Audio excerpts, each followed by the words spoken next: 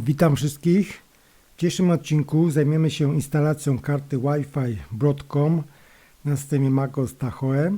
Jest to druga część wideo na ten temat. Co się zmieniło od ostatniego odcinka? Mianowicie doszło nowe narzędzie, czyli OpenCore Legacy Patcher wersja 3.1.1 i dzięki właśnie temu programowi możemy zainstalować kartę Wi-Fi, niekoniecznie wyłączając AMFI do końca, a także nie musimy tutaj również włączać czy wyłączać VTTT, ponieważ nie ma to tutaj znaczenia. Także jeżeli te karty Wam działają, jak zainstalowaliście według tego, co było powiedziane w odcinku sprzed 2-3 tygodni, to możecie sobie to zostawić oczywiście. Natomiast jeżeli instalujecie jeszcze tą kartę i chcecie mieć tą AMFI włączone, no to owszem, możecie skorzystać z tego odcinka jak najbardziej. I teraz pokażę Wam, co tu jest w tym systemie, mianowicie czego brakuje. I ta karta Wi-Fi, widać, iż jest ona wyłączona, znaczy jest w systemie, ale jest niewidoczna całkowicie. Audio jest tylko mikrofon, także będziemy instalować również taki patch do audio, dzięki któremu karta audio będzie działała jak najbardziej. Zobaczcie, tutaj pod audio nie ma nic, jest tylko mikrofon. Także taka sytuacja. Następnie zobaczymy sobie Hackintosh Tool i podpisy ekspresem. Owszem, jest karta Broadcom 94360 CS2 i taką też kartę będziemy instalować. Natomiast sposób instalacji dotyczy wszystkich kart Broadcom Wi-Fi, które działały na systemie tam, powiedzmy, Sonoma czy Sequoia jak najbardziej. Klikamy sobie na OpenCore konfigurator. Tutaj montujemy partycję EFI.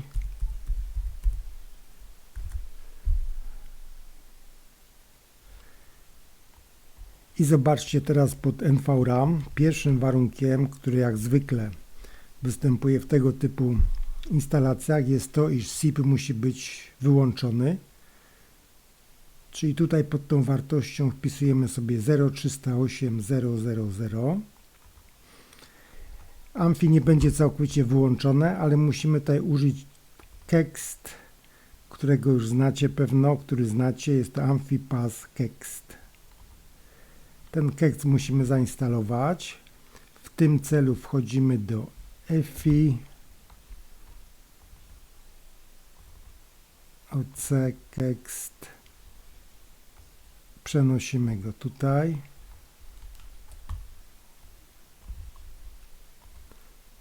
Wchodzimy do kernel i teraz po prostu przeciągamy go tu. Ja go sobie tu umieszczę. OK, jest zaznaczony. I teraz ważna sprawa, bardzo ważna sprawa. W NVRAMie musimy wpisać jeszcze jeden parametr, mianowicie tutaj mam taką ściągę AMFI Pass Beta.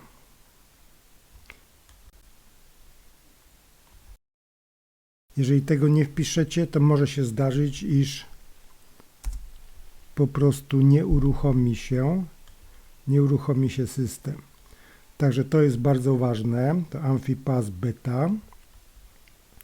I drugim takim parametrem, jeżeli by Wam się coś tutaj nie uruchomiło, to jest Lilu Beta All, ale według mnie ten drugi parametr tylko w wyjątkowych okolicznościach może się przydać.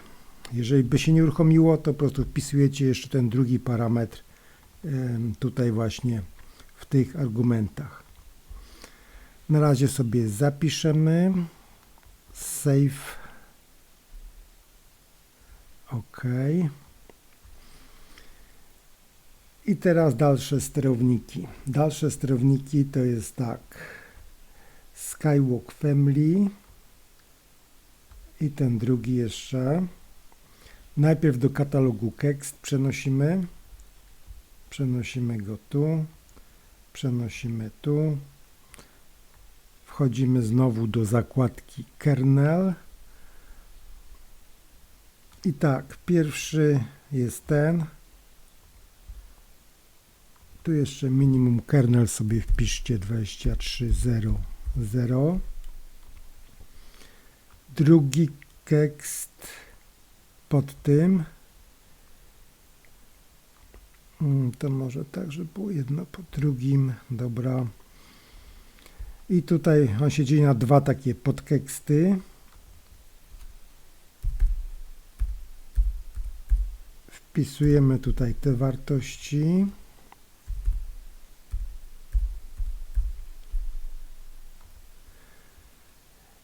I ważna rzecz w zakładce blok. Wchodzimy do zakładki blok i tu mamy jeden wpis. Możecie skorzystać z tego pliku readme oczywiście.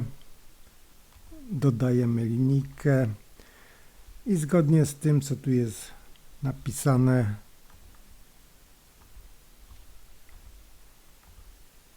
kopiujemy sobie tu wszystko.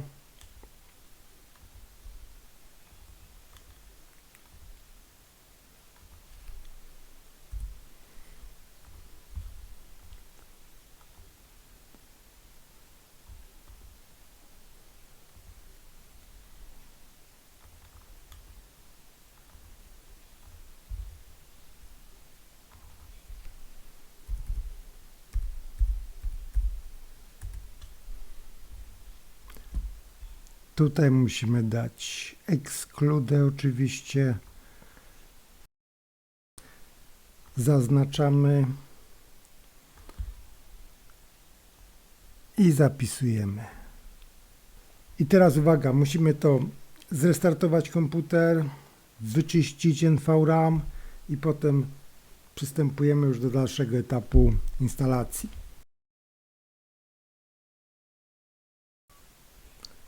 Sprawdzamy, co się zmieniło tutaj. Karta Wi-Fi. No, coś już jest widoczne oczywiście. Tutaj wiadomo, to jest w zasadzie nieaktywne. Audio również jest jeszcze nieaktywne oczywiście.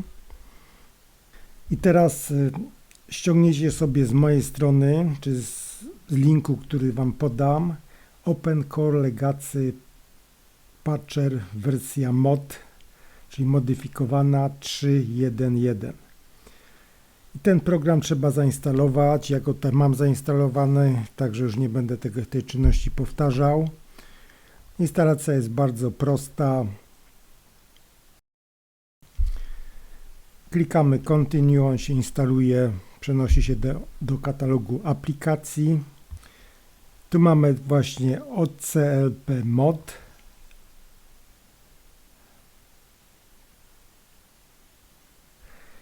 Wersja niestety chińska, znaczy niestety bardzo fajny produkt, oczywiście fajnie zrobiony, tylko po chińsku, także dla nas no nieczytelny, dlatego ja zainstalowałem sobie jeszcze tu Open Core Patchera w wersji tej takiej standardowej, jeszcze do Sequoii, aby Wam pokazać. O, zobaczcie, i teraz sobie uruchomię ten i ten, aby mniej więcej było widać, o co tutaj chodzi. Tak samo tutaj jest, no ta szata graficzna jest podobna, ale tu jest po chińsku, a tu jest po angielsku. I teraz tak, wchodzimy do ustawienia, settings. No zobaczcie, to są analogiczne te programy. Root patching, tu jest właśnie root patching, to jest to. I to jest najważniejszy właśnie dla nas fragment tego programu. Mianowicie są tutaj poprawki tak do Apple HDA, czyli do audio.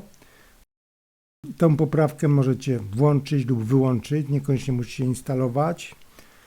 ale jeżeli macie audio nieaktywne, to Wam się przyda. Poprawka do USB, dzięki której możemy instalować karty Wi-Fi na USB. Również tu możecie instalować albo nie instalować tego. Czyli tu sobie wybieracie, co chcecie, aby było zainstalowane. Natomiast ten patch pod Broadcom pojawi się później. Wracamy do ustawień.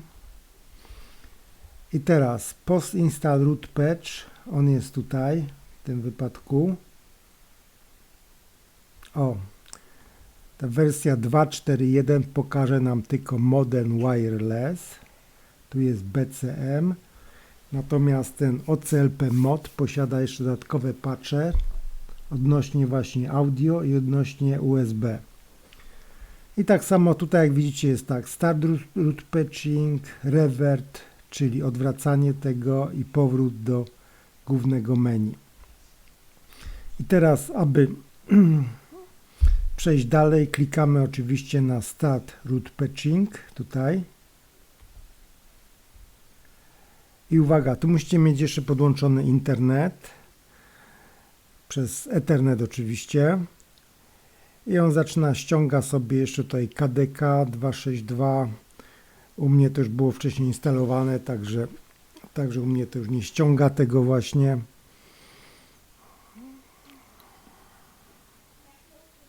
Także na tym etapie dostęp do internetu może być konieczny.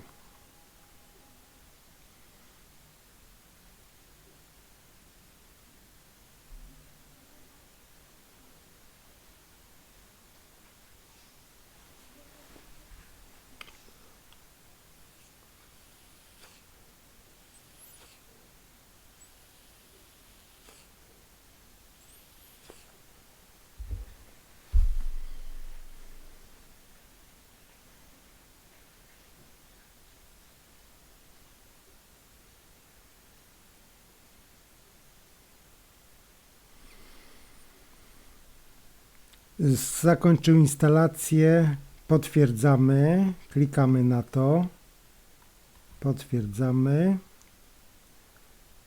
i robimy restart. Zobaczcie, co tu się zmieniło. I tak, Wi-Fi, co nas najbardziej interesuje.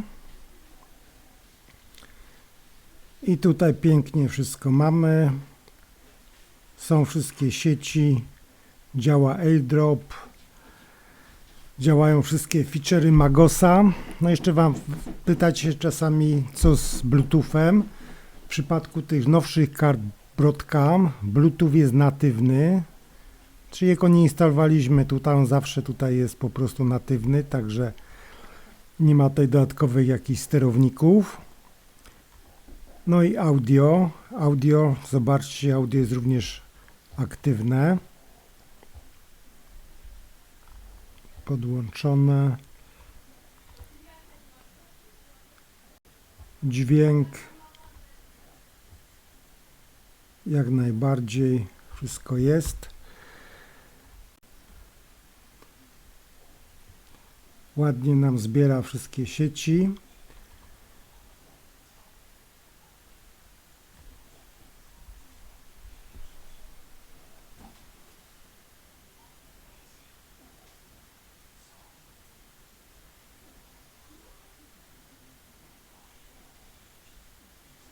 I prawie 500 megabitów na sekundę.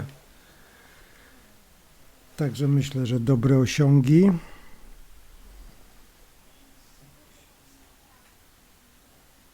Oczywiście zależy tutaj od jakości łącza, także to mogą być różnie to może być oczywiście.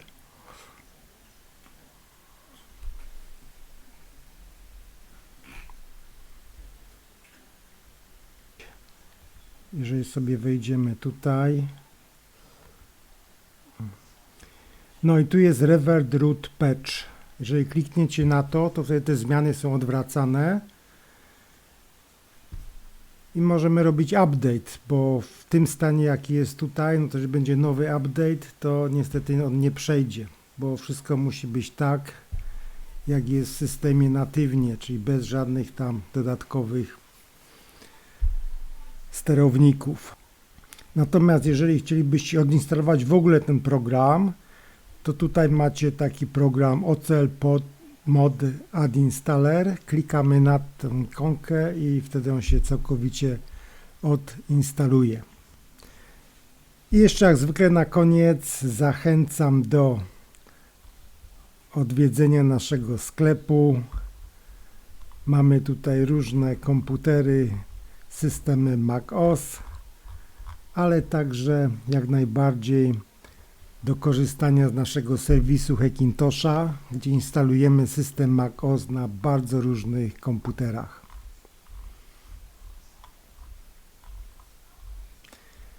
No i cóż, to dzisiaj chyba wszystko w tym odcinku.